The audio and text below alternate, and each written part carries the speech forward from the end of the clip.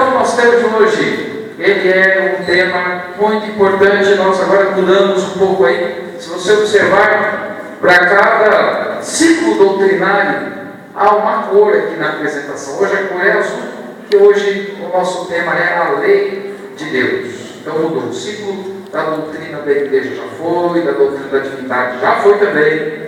Agora começa o ciclo da lei de Deus. Ok? Hoje nós vamos falar sobre a lei de Deus, que é o ciclo, na realidade, da doutrina da vida cristã.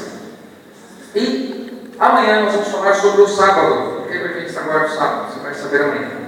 Para nós falarmos sobre esse tema tão importante que é a lei de Deus, eu gostaria que você nesse momento fechasse seus olhos. Nós vamos fazer uma oração ao Senhor Jesus.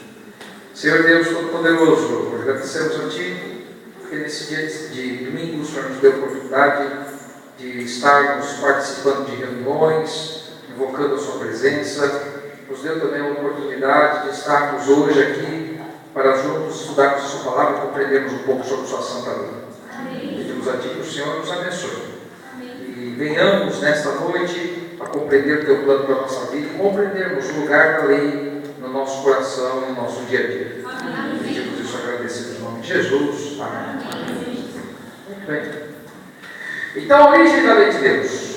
Essa é a coisa que nós devemos entender. Tem muita gente que fala assim: a lei de Deus, ela é só para os judeus. Vamos entender um pouquinho a questão da origem. Primeiro, a lei de Deus ela foi dada por Deus e no momento após ele libertar o seu povo da escravidão no Egito. Foi nesse momento que ele deu os 10 mandamentos para o povo. Tá? Não foi em outro momento. Nós aprendemos aqui que a lei ela só pode ser guardada por quem foi liberto do Egito. O Egito é símbolo de pecado na Bíblia. Abra, por favor, no Êxodo, no capítulo 20, versos 1 e 2, onde nós vamos aprender a passagem que fala sobre isso. O Êxodo é o segundo livro da Bíblia, capítulo 20, versos 1 e 2, por favor, abra a tua Bíblia e vamos juntos ler aí o livro do Êxodo, capítulo 20, versos 1 e 2. O segundo livro da Bíblia é facinho de você achar, está bem no comecinho da tua Bíblia. Êxodo, capítulo 20, versos 1 e 2, a Bíblia, a palavra de Deus, ela diz assim: Então falou Deus todas essas palavras: Eu sou o Senhor teu Deus, que te tirei da terra do Egito, da casa de servidão. Deus, irmãos, para dar a lei, então, primeiro ele tira o povo do pecado.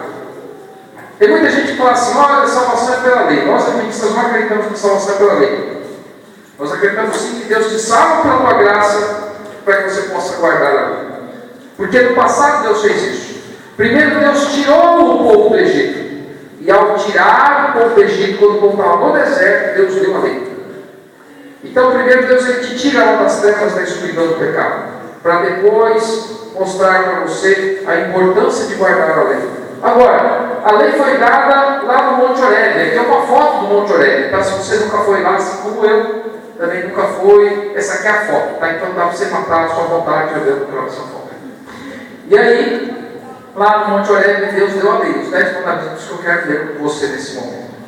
Capítulo 20 do Êxodo, acompanhe a leitura a partir do verso 3. O primeiro mandamento que diz assim: Não terás outros deuses diante de mim. O segundo diz, verso 4: Não farás para ti imagem de escultura, nem semelhança alguma do que é em cima dos céus, nem embaixo na terra, nem nas águas debaixo da terra. Não as adorarás, nem lhes darás culto, porque eu sou o Senhor teu Deus, Deus zeloso, que visita a iniquidade dos pais dos filhos, até a terceira e quarta geração daqueles que me aborrecem, e faço misericórdia até 1000 gerações daqueles que me amam e guardam os meus mandamentos. Verso 7, nós temos o terceiro mandamento: Não tomarás o nome do Senhor teu Deus em vão, porque Deus não terá por inocente o que tomar o seu nome em vão. Quarto mandamento, verso 8: Lembra-te do dia do sábado para o santificar. 6 dias trabalharás para a sua obra, mas o sétimo dia é o sábado do Senhor teu Deus. Não trabalho, nem tu, nem teu filho, nem tua filha, nem teu servo, nem tua serva, nem teu animal, nem o forasteiro das tuas portas para dentro. Porque em 6 dias fez o Senhor os céus, a terra, o mar e tudo que neles há, e ao sétimo dia descansou. Por isso o Senhor abençoou o dia de sábado e o santificou. Quinto mandamento: honra o teu pai e tua mãe, para que se prolonguem os teus dias na terra que o Senhor teu Deus te dá. Sexto mandamento, não matarás. Sétimo mandamento, não adulterarás. Oitavo mandamento, não furtarás. Nono mandamento, não dirás falso testemunho contra o teu próximo. Décimo mandamento, verso 17, não cobiçarás a casa do teu próximo. Não cobiçarás a mulher do teu próximo, nem o seu servo, nem a sua serva, nem o seu boi, nem o seu jumento, nem coisa alguma que pertence ao teu próximo. Aqui estão os 10 mandamentos. Tem gente que às vezes nunca leu a Bíblia, não sabe onde estão. Agora você já sabe aonde eles estão. Os 10 mandamentos foram dados para que o povo de Deus, irmãos, fosse um povo diferente. Então você tem que entender que Deus não deu os mandamentos para o povo ser salvo pelos mandamentos. Deus já havia salvado o povo. Deus já havia tirado o povo lá do Egito. Deus tirou o povo com mão poderosa, como diz na Bíblia, com o braço estendido. Deus mandou 10 pragas lá para o Egito, para que o faraó mandasse o povo embora daí. E o povo foi mandado embora.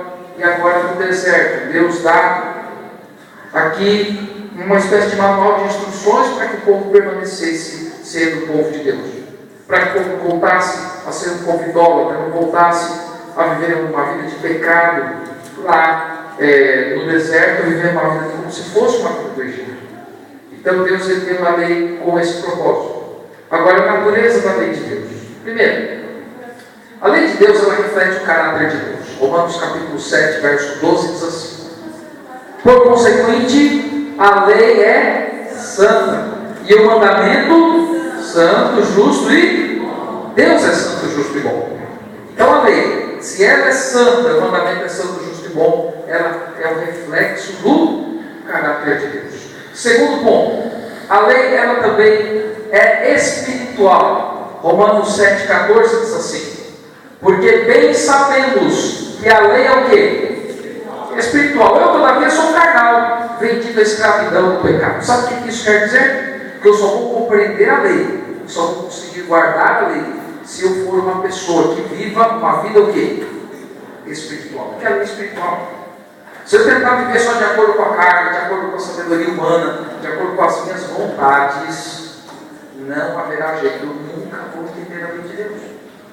Mas se eu buscar a iluminação do poder do Espírito Santo, buscar que Jesus habite no meu coração e na minha vida, aí eu teria a possibilidade de compreender a lei que é espiritual e viver de acordo com a vontade dela. Só que para isso, eu tenho que viver me entregar na minha vida a Jesus.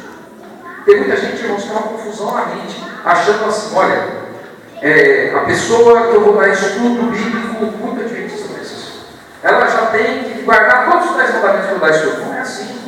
Na verdade, primeiro a pessoa tem que conhecer Jesus. Ela tem que sentir o poder do Espírito Santo falando na sua mente e no seu coração. A partir do momento que esse Espírito Santo fala, a pessoa tem que sentir o desejo de entregar a vida a Deus.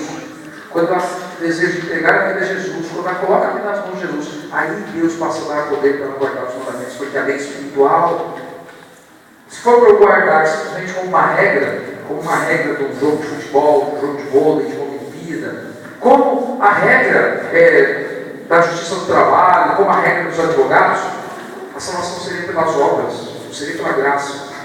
Então eu não devo guardar a lei para ser salvo. Na realidade, eu devo guardar a lei porque eu já me sinto salvo pela graça e pela misericórdia de Deus. Por isso que eu devo guardar a lei de Deus. Ok? Vamos lá, o terceiro ponto que é importante também. Ela é uma lei moral. Olha o que diz em 1 João 3,4. Todo aquele que pratica o pecado transgride a lei. Porque o pecado é o quê? Então, quando eu estou pecando, eu estou vivendo uma vida de imoralidade, uma vida de transgressão da lei. Então a lei é moral por quê? Porque ela tem a ver com o meu comportamento. Vou deixar de fazer alguns pecados, por isso que ela é moral. Existia a lei cerimonial lá no templo. Qual era a lei cerimonial? A lei que falava que tinha que ter um sacrifício de cordeiro de manhã e uma tarde. A lei que falava no dia da expiação. Mas quando Jesus morreu, essa lei foi anulada porque ele é o cordeiro de Deus. Essa lei deixa de ter sentido. Agora, a lei moral, a questão da moralidade, com a morte de Jesus mudou. Faço uma pergunta para você. Depois da morte de Jesus, você pode xingar teu pai e tua mãe?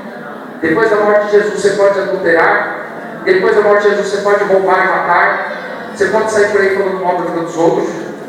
Pode ou não pode? Então a lei continua sendo igual, porque a moralidade do mundo, irmãos, ela é a mesma. Antes do Monte Sinai e depois do Monte Sinai. Não muda nada.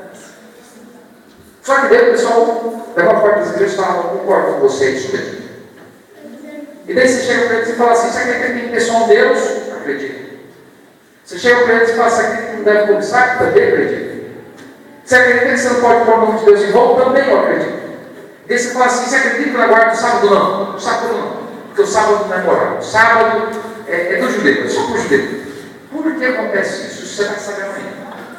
Qual é o problema do sábado? Amanhã você vem e você vai entender o problema do sábado. Agora, hoje eu posso dizer o seguinte, o sábado está separado do restante dos 10 mandamentos, sim ou não?